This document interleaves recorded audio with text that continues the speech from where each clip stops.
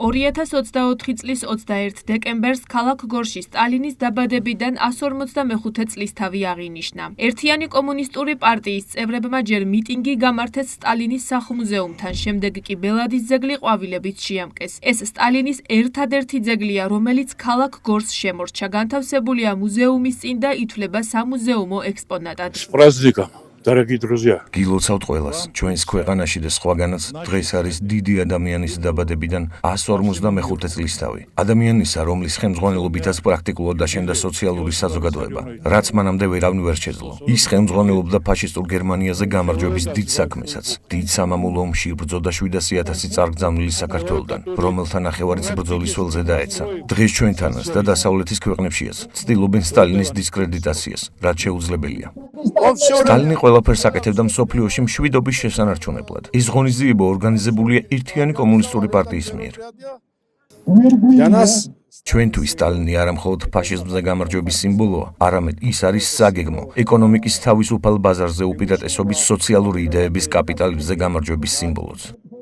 მიტინგის მონაწილეებს მიესალმა ერთიანი კომუნისტური პარტიის თავმჯდომარე თეიმურაზ სამნიძე. სოციალისტური პლატფორმის ახალგაზრდა წევრებმა ილია ლობჟანიძემ და ცოტნე მარღიამ პლატფორმის განცხადება წაიკითხეს. განცხადება წაიკითხეს კომუნისტებმაც, რომლითაც გაკრიტიკებულია მმართველი პარტიის ეკონომიკური და სოციალური პოლიტიკა. ხაზგასმულია პროფაშისტური რესტავრაციის რეალური საფრთხეც. ორივე განცხადებაში იყო მოწოდება იმის შესახებ, რომ არ დავუშვათ წინა რეჟიმის რეაბილიტაცია, რასაც ღია ტერორისტული დიქტატურა მოჰყვება. გამომსვლელებმა ისაუბრეს ომის ახალი ავანტიურის და 2008 წლის განმეორების საფრთხეზეც იმ შემთხვევაში, თუ ხელისუფლებაში წინა რეჟიმი დაბრუნდება. არა ომს, არა საქართველოს უკრაინიზაციას, ასეთი იყო პლაკატების შინაარსი, რომელიც მიტინგს მთავარ ხაზად გასდევდა.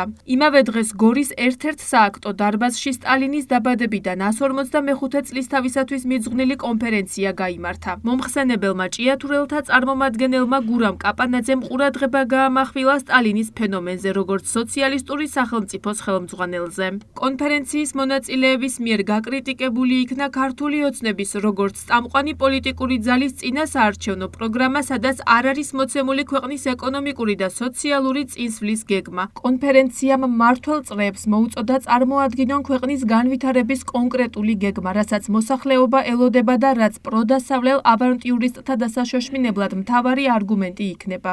საზოგადოების სხვადასხვა წრეებთან შეხვედრები, მასობრივი ინფორმაციის საშუალებებით მოსახლეობის ფართო და სისტემატური ინფორმირება პროფაშისტური რევანშის საფრთხის შესახებ და სხვა ღონისძიებები აუცილებელია პოლიტიკური სიტუაციის დასამშვიდებლად. ასეთი იყო კომუნისტების მიერ ორგანიზებული კონფერენციის საერთო დასკვნა. კონფერენციის მონაწილეებმა შეადგინეს მოთხოვნა სტალინის ძეგლის აღდგენასთან დაკავშირებით, აგრეთვე ახალ პარლამენტს მოუწოდეს თავისუფლების ქარტიის მოქმედების შეჩერებისაკენ, რომელიც კრძალავს კომუნისტურ იდეოლოგიას და ათანაბრებს მას ფაშისტურთან. სამწუხაროა, რომ კომუნისტების გარდა ქვეყანაში არ აღმოჩნდა სხვა ძალა, რომელიც საქართველოს დიადიშვილის სტალინის მრგვალ საიუბილეო თარიღს აღნიშნავდა.